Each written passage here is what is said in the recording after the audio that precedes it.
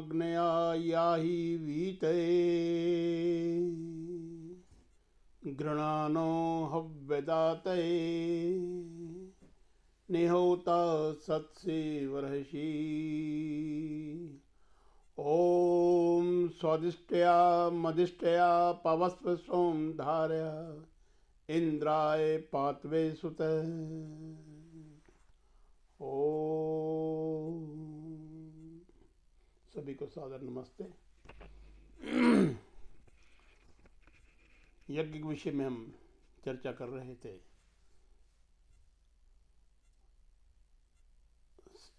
हमने एक मंत्र बोला था, 5 आहुतियां दी थी। उसके बाद फिर जल सिंचन आ जाता, जिसे जल प्रोक्षण कहते हैं। वास्तव में ये जो जल प्रोक्षण है, इसका बहुत महत्व है। और ये देखिए, ये जो है जल प्रोक्षण जो है वो आपस्तम ग्रह सूत्र जो है उसके अनुसार किया गया है। स्वामी जी यहाँ पर लिखते हैं कि जल के छींटे दे दो। किस दिशा से किस ओर जाना है, इसके बारे में उन्होंने कोई विशेष निर्देश नहीं दिया। पहला मंत्र आता है ओम अदिते अनुमनस्व। दूसरा ओम अनुमते अनुमनस्व। तीसरा ओम सरस्वते अनुमनस्व। और चौथा देव सविता प्रसवयज्ञम प्रसवयज्ञ पतिम भगाय दिव्यो गंधर्व केतपु केतम न पुनातु वाचस्पतिर्बलाम तेषाम तन्वो अद्य दधातु में। तो यहाँ पर जब जल सिंचन करते हैं, आप ये सोचिए जैसे मैं बैठा हूँ यहाँ पर, यज्ञ करने वाला, यज्ञ ब्रह्मा जिसे कह सकते हैं। मैं दक्षिण में बैठा हूँ और मेरे सामने पूर्व दिशा आ जाती है, उत्तर दिशा। इस तरफ पूर्व आ गया और इस तरफ पश्चिम आ गया। सबसे पहले हम जो जल सिंचन करते हैं वो पूर्व दिशा से करते हैं। आपस्तम ग्रह सूत्र जो है उसमें दक्षिण से शुरू किया गया है, परंतु स्वामी जी ने यहाँ पर पूर्व से शुरू करके पूरा चारों दिशाओं में फैलाकर उसके बाद अंत में जो है एक चारों होतियाँ देकर उस पर दोबारा सारे चारों ओर फैलाया जाता है। कैसे करना है इसके विषय में लोग अपने भ्रम डाले हुए हैं। कोई कहता है इधर से इधर जाओ, कोई कहता है इधर से इधर जाओ। इसके विषय में क्योंकि स्वामी जी निर्देश तो नहीं दिया, तो लोग अपने अपने मतों के अनुसार चला रहे हैं। वास्तव में देखा जाए तो ग्रह सूत्र जो है आपस्तम ग्रह सूत्र, उसके अनुसार जल हमने देना है पूर्व दिशा में या उत्तर दिशा में। दोनों दिशाएं वो एक उत्कृष्ट मानी जाती हैं। और जब हम सब पूर्व दिशा में करते हैं तो दक्षिण दिशा से लेकर पूर्व की ओर चलें, मतलब पहले दाएं हाथ की तरफ। सिर्फ इसमें एक दाएं हाथ में है, या बाकी सब बाएं हाथ में चलेगी। ओम अदिते अनुमनस्व, ऐसे दाएं से नीचे से दक्षिण से लेकर उत्तर की तरफ। दूसरा सामने दिशा जो है पश्चिम जिसे कह सकते हैं, पश्चिम दिशा में भी ऐसे ही जाएगी बाईं ओर, मतलब ऊपर की हो गई, पूर्व की दिशा के ऊपर गई, दक्षिण से फिर पूर्व की ओर। तीसरा मंत्र सरस्वती अनुमनस्व। तो यहाँ पर जो है पश्चिम से लेकर उत्तर की ओर या पूर्व की ओर समझ लीजिए।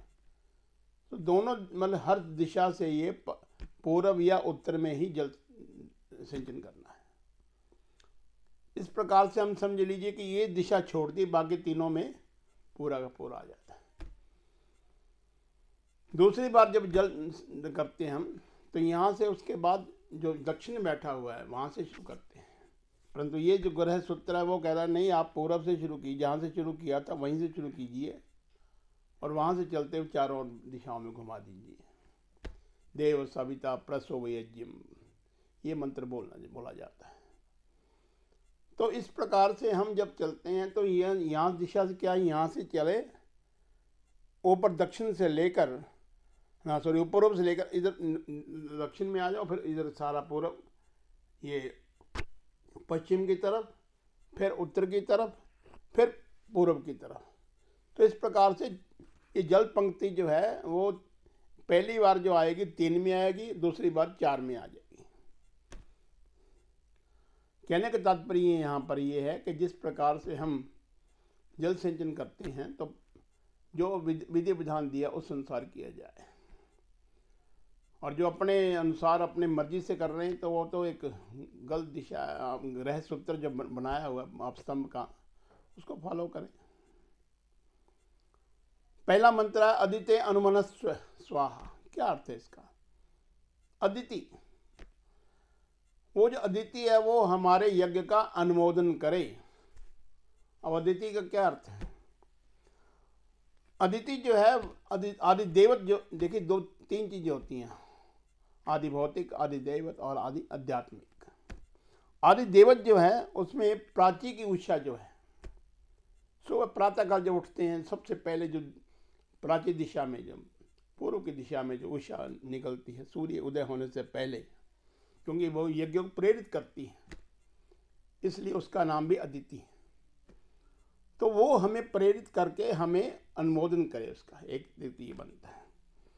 और अध्यात्म में क्या है? अजर अमर आत्मा। अध्यात्म में अर्थ जो बनता है अदिति का, ये बनता है अजर अमर आत्मा जो है हमारी, वो हमारी आत्मा इसका अनुमोदन करे। जब तक आत्मा अनुमोदन नहीं करेगी तो हम उसको आगे यज्ञ को बढ़ा नहीं सकते।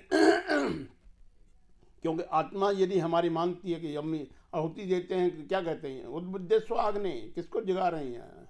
आत्मा को जगाया ना हमने। तो उसी आत्मा का अनुमोदन हमारा यज्ञ कर रहे हैं, उसका अनुमोदन करें। दूसरा जो है अनुमते अनुमनस्व। अनुमते का मतलब क्या है? अध्यात्म में तो ये ना अधिदेवत में पहले लेते हैं पश्चिम दिशा की जो उषा है, या पश्चिम दिशा संध्या जो होती है, जिस समय सूर्य जब डूब रहा होता है, देखिए उस समय भी लालिमा पूरी होती है, तो वो संध्या की जो वही भी हम प्रेरित करती हैं। यज्ञ का एक स्वरूप है वो भी। प्रातःकाल भी यज्ञ का स्वरूप बताया और सायंकाल भी यज्ञ का स्वरूप बताया।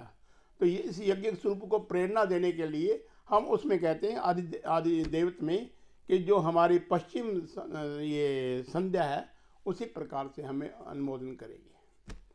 परंतु अध्यात्म में क्या है?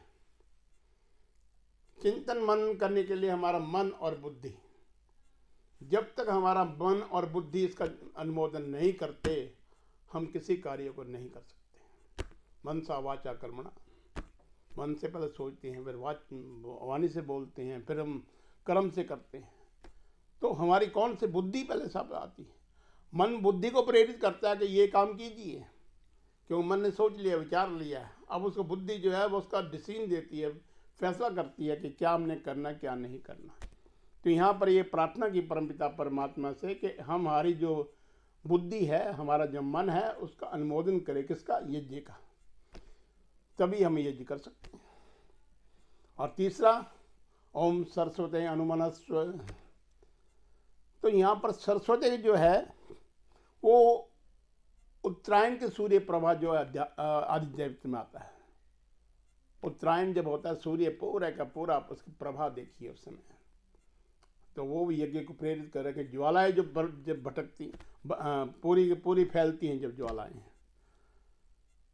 अपना स्वरूप दिखाती हैं ज्वालाएं, तो वो जो उस समय का जो एक दृश्य है वो कौन दिखा सकता? सिर्फ उत्तर की दिशा जो है वही सूर्य की प्रभा जो दिखा सकती है। इसलिए वो हमें अनुमोदन करें। और इसी प्रकार अध्यात्म में क्या है? हमारी वाणी, सरस्वती यहाँ वाणी। हमारी वाणी जब तक साथ नहीं देगी तो हम इसका यज्ञ कर ही नहीं सकते।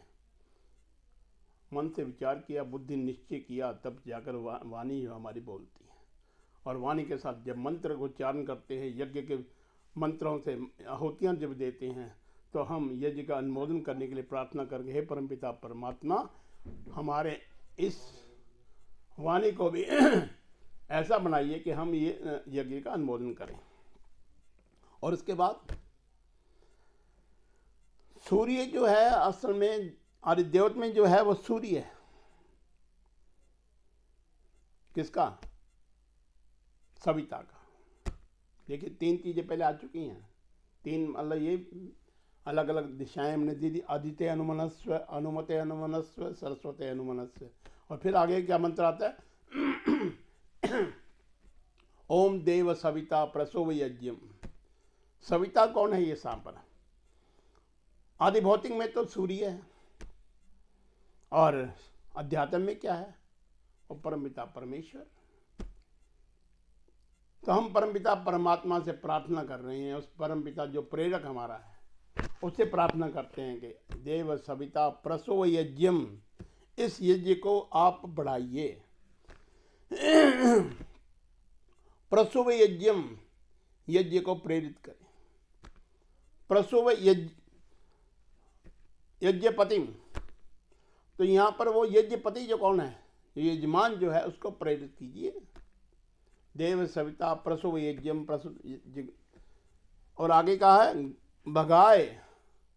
भगाए मतलब वो दिव्य स्वरूप जो परमपिता परमात्मा को उसको प्राप्त करने के लिए हम ये सब कर रहे हैं। गंधर्व केतपु केतम न पुनातु। गंधर्व है, गंधर्व का था आत्मा को धारण करने वाला। आत्मा को धारण जो करता है वो गंधर्व कहलाता है। केतपु, किसी विचार को पवित्र करने वाला, उसको केतपु कहते हैं। तो इस प्रकार से गंधर्व केतपु केतम न पुनातु, हमारे इस विचारों को पवित्र कीजिए कहते हैं। ये कितनी बड़ी प्रार्थना ये है। हमने पहले अनुमोदन कराया, किससे?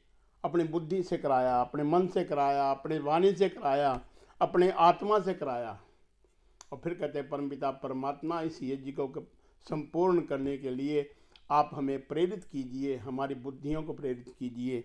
और इस प्रकार से हम केतम न पुनातु वाचस्पतिर बलाम तेषाम, आगे वो जो आता है हम बोल गए मंत्र ये, देव सविता प्रसव यज्ञम प्रसव यज्ञपतिम भगाए दिव्यो गंधर्व केतपो केतम न पुनातु वाचस्पति न स्वदतु।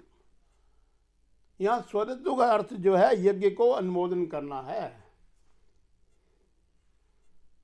एक अच्छे स्वरूप से। परमपिता परमात्मा से ही कह रहे हैं कि हम जो यज्ञ कर रहे हैं, हम जो फिर देखिए हम जल क्यों डाला जी? क्या जरूरत है जल डालने की?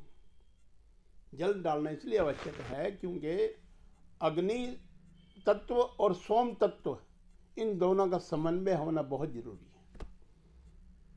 जब तक ये दोनों समन्वय में रहेंगे, दोनों सही मात्रा में रहेंगे, तो हमारा जीवन, हमारा जो सारे का सारा वातावरण और सारा हमारा जीवन वो सही रहेगा। यदि कहीं गड़बड़ हो गई तो फिर शांति नहीं रहेगी।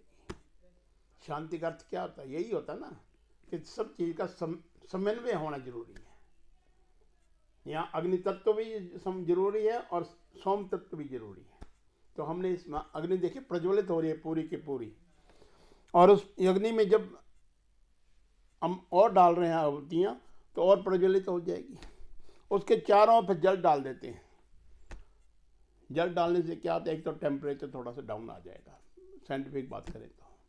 और दूसरा मैंने आगे भी बताया था कि जब हम ये जल सिंचन करते हैं तो जितनी भी कार्बन डाइऑक्साइड बन रही है वो सारी की सारी कार्बन डाइऑक्साइड फॉर्मेल्डिहाइड में चेंज हो जाती है। तो ये जल जो हमने डाला नाली में, वो जल जो है वो सारे का सारा फॉर्मेल्डिहाइड बन जाएगा और वो सारे का सारा वातावरण जो है वो शुद्ध हो जाएगा, क्योंकि ये फॉर्मेल्डिहाइड एंटीसेप्टिक होता है, कोई भी कीटाणु वहाँ नहीं रहेगा। तो इस प्रकार देखिए हमने कितने वैज्ञानिक रूप में ये ऋषियों ने इसका विधि बनाई है।